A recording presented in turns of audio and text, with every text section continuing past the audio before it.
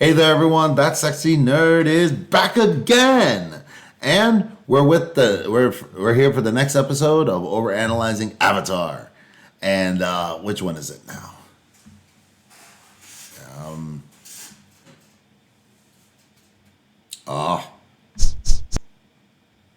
The Northern Air Temple.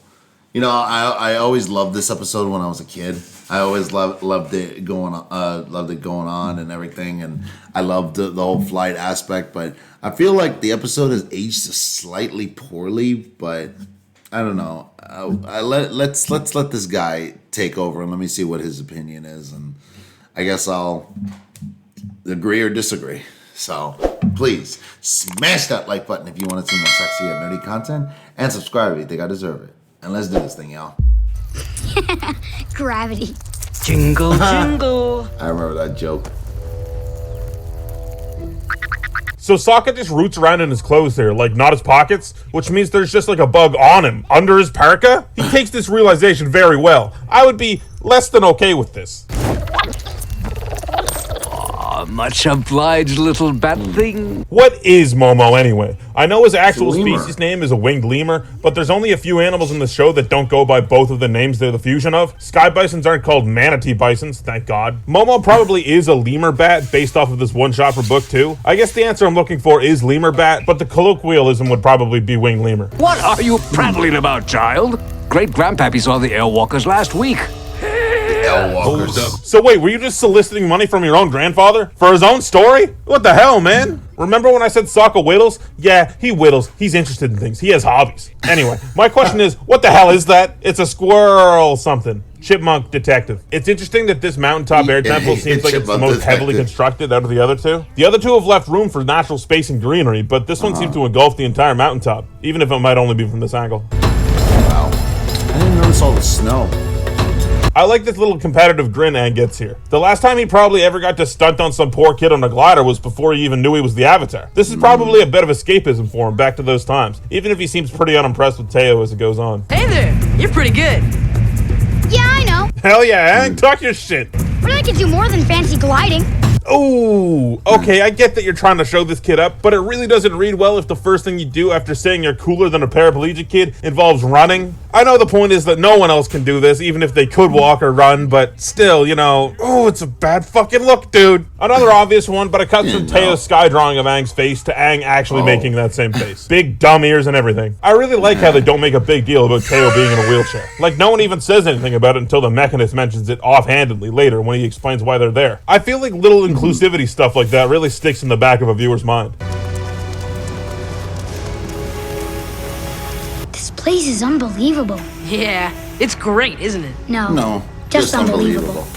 This is supposed to be the history of my people. Yeah, I mean, you probably could have rerouted this pipe so as not to take this guy's head off. Just like disrespectful, man. Come on. Okay, for real. Am I the only one that always thought these circles were eyes and this was some eldritch Lovecraftian horror of a sky bison? I'm pretty sure after looking at it right now that those are supposed to be like tufts of fur. But seriously, I thought for the longest time either the airbenders had some many-eyed bison god or the Mechanist was way too into body horror. It's nice to see at least one part of the temple that isn't ruined. Look out! Oh, What the dickhead. doodle? Don't you know enough to stay away from construction sites? Okay, first of all, you were on the other side of that wall, so how did you know to yell look out? Secondly, you can't be mad at them. This is your fault. If this is an active construction site, you need proper flagging and signage and PPE. I'm calling the fucking Department of Labor on your ass, buddy. This whole place stinks. This is one of the very few conflicts in this show that I think is highly one-sided. This whole place does stink. My people became really? What? refugees after a terrible flood. I don't care if your village got flooded. I wouldn't walk into Machu Picchu and install air conditioning. Uh-oh, my town got burned down. Better go install satellite TV into the Pyramid of Giza. Are you kidding me? You absolutely have to have respect for this stuff. And if you don't, then yeah, you're a jackass. I see. Wow. Jeez. I never even thought of all that. I'm a douche. When the monks were here, I know what it's supposed to be like. The monks? But you're... I know I didn't like this episode for some reason, because this guy disrespects a whole bunch of culture and just doesn't care, and then he yells at them for it. Don't you know? It's like, what the fuck? Or 12. That's a highly accurate guess, Machine Man. And I stumbled across this place. Couldn't believe it. Everywhere. Pictures of flying people, but empty. Nobody home. Then I came across these fan-like contraptions. So were you just not aware of the air nomad genocide? Yeah. The murder of an entire culture? You're playing dumb here? Also weirdly in this scene, look at this. That's not Aang's staff. I know I call it a stick as a joke all the time, but it's actually downgraded to stick here. We're just in the process of improving upon what's already here. I've got absolutely no love for the Mechanist. He's got a sob story that doesn't justify the total lack of tact he uses in his construction projects. I don't think he's funny or likable, and we're not even to the part where he shows his true colors yet. In this show, you can What? see some of the hermit crabs in the foreground, the same ones that Aang uses as a metaphor at the end of the episode. Man, I'm on Aang's side this entire episode. This would be entirely fucked. He's got nothing. His entire people are rended from the face of the planet, and these guys are just willfully disrespecting his dead culture. Yeah. Personally, I'd be totally up in arms. I'd be like, get the fuck off my mountain. Okay, so you brought me all the way down here to see an empty room. Wrong. It's filled to the brim with natural gas. So this place is an explosion waiting to happen. So this is made out to be a big deal, right? But later in the episode, they purposefully set it off. And I mean, no deaths, no visual damage to the temple. It's just not that big of a deal, it turns out. Yeah, I mean, you have to do your due diligence and plug the holes, but it seems like it going off is pretty negligible. Oof. You know, I just realized something. At any time, did Korra ever say that that they took this place back, or that the air nomads took this place back? Because what happened to the people that were living in the Northern Air Temple? Maybe they moved out? I don't know. That is a really good question that has never been answered.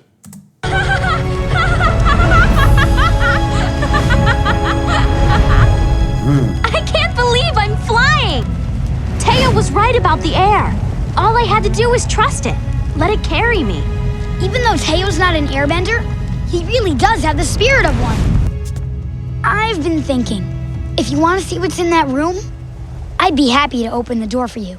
Great. This is a little weak for Aang, I think. We need to move the episode forward, but, you know, would Teo being a happy-go-lucky, carefree kind of dude really get Aang to the point of opening the door? I don't think so. He's had a really rude awakening to this whole tribe disrespecting his culture. I think it should probably take a little more than that. Blink and you'll miss it. The Mechanist seems to be working on the schematics for the drill here. That's pretty cool.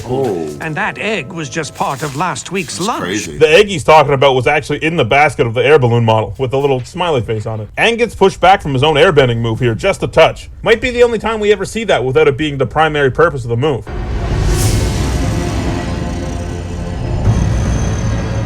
Whoa, those look like weird torture devices. You don't understand. You're making weapons for the Fire Nation. That's a pretty good twist, I'll give you that. The line, "you're making weapons for the Fire Nation," has always struck me as, like, strangely adult. It's like in shows you really only see the fighting, right? You only see the face of the war machine. You don't really see the cogs that turn it. I just think it's an interesting angle and a side of the war effort that's not usually explored. You're making weapons for the Fire Nation.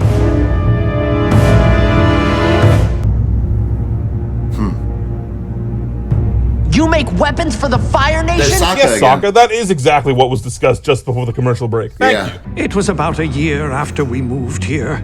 Fire Nation soldiers found our settlement. You were too young to remember this tale. This brings up an interesting point. So Teo's people have been shacked up here since Teo was a little kid. Zuko's been looking for the Avatar for nearly 3 years at this point. Zuko in a season 3 flashback says this. First, we'll check each of the air temples. Then we'll scour the world, searching even the most remote locations until we find him. So if we're to believe all these things are true, Zuko definitely rocked up on these guys a few years ago looking for Aang. Zuko probably met the Mechanist. It's just a little observation for you, just a little overanalyzing. You need to leave. Go. We're not leaving. Then hide. Quickly. I This feel is like a they weird got to moment. them We're not earlier, leaving, though. but alright, we'll hide. In this one split-second shot, Chin's hair is all disheveled, even though it has no reason to be yet, and then it's back to normal in this shot. When Aang hits him with a good old air slap, his hair gets messed up. So I feel like these two shots might have been in a different order at some point in development, or maybe there were just two different animators working on the scene, who knows. I've heard this sentiment that Sokka is actually the one that invents hot air balloons in this universe, which is just false, right? The Mechanist has blueprints, a model, one almost built. A lid is actually the answer. If you control the hot air, you control the war balloon. Sokka walks in and helps with the finishing touches and gets it to Yeah. work. But saying that he actually made hot air balloons is just seems like it's not bonkers. right? He says it himself. He doesn't even take credit for it. You know, a friend of mine actually designed these war balloons. No kidding. Oh, and we're gonna talk about the submarines too once we get there. Don't you even worry about that. Okay, we got 4 kinds of bombs. Smoke, slime, fire, and... Stink. Never underestimate the power of stink. All right, we've kind of discussed the stink bomb part, like with the eggs and all that. That makes sense. But where did you get all the slime exactly? You just have a bunch of slime ready to go? Wait, what is that?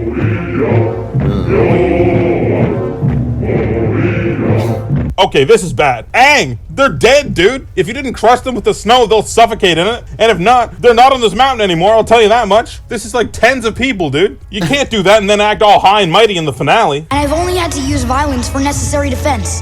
And I've certainly never used it to take a life. So they use 3D models on these tanks, right? And some other stuff later in the show. And my question is, why do I think this works? Am I just used to it? Old bad CGI is usually pretty jarring, but it is stylized somehow. Like if you see old bad CGI in a live action movie, it is bad news. It looks awful. But maybe it just works better in an animated environment. There's something that makes my brain think it's a non-issue. I don't really ever hear it talked about either, so I guess it just works. This is the show's first attempt at a really big battle, and it's underwhelming big time. It doesn't really feel like a battle. To me, it's almost like a problem-solving exercise. No one really feels like they're in immediate danger, if you know what I mean. Aang and Katara can pretty comfortably just stand in the middle of the battlefield and do whatever they want. No one that's gliding ever gets shot at. Its stakes are high because it's a group of people's home that's on the line, and it's Aang's cultural and ancestral home, but the action really doesn't match the stakes. Those things are unstoppable! I think I know how they work. I remember my dad tinkering with a counterbalancing system. Something to do with water. Works great, huh? Teo, stop being stoked on your dad's weapons of war. Where's that war balloon? Alright, here's another big one I've been wanting to talk about forever. War crime. I've heard so many takes that the Fire Nation is a bunch of war criminals just for fighting a war. This is false. I'm not saying there are no war criminals in the Fire Nation. I'm sure there's plenty. But I've heard people call Iroh a war criminal for being a general, or for laying siege to Ba Sing Se. Those aren't war crimes. You want to know what straight up is a war crime? Using the insignia of the opposing military to gain an advantage. That is a war crime, in black and white, in the Geneva Convention. Iroh's a war criminal? No. Sokka's a war criminal. You smell that? Rotten eggs! There! That's where the gas is escaping! How many rotten eggs did you That's put in that stupid. room? So many that you can smell it 100 feet in the air? During a military battle? Look! They're retreating! We're going down! Alright, that's funny. Score 1 for the Northern Air Temple. I realized it's like the hermit crab. Maybe you weren't born here, but you found this empty shell and made it your home. I don't know, man. I still think Aang has every right to be pissed about what they've done. But if he's cool with it, I guess that's pretty cool of him.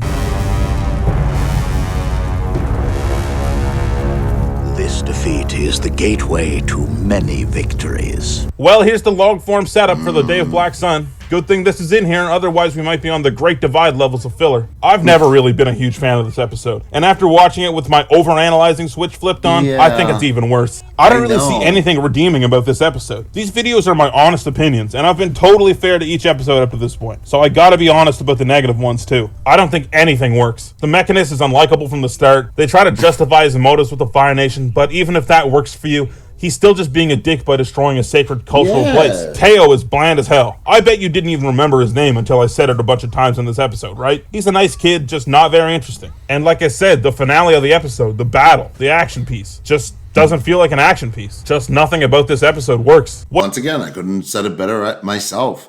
I always, whenever I rewatch the show, I always skip like the deserter. I always skip from the deserter. I always skip this episode and always just get right to the whole part when they get to the north, which thank God is actually next. So I mean, honestly, I love that Katara episode better than this one. So yeah, this was another.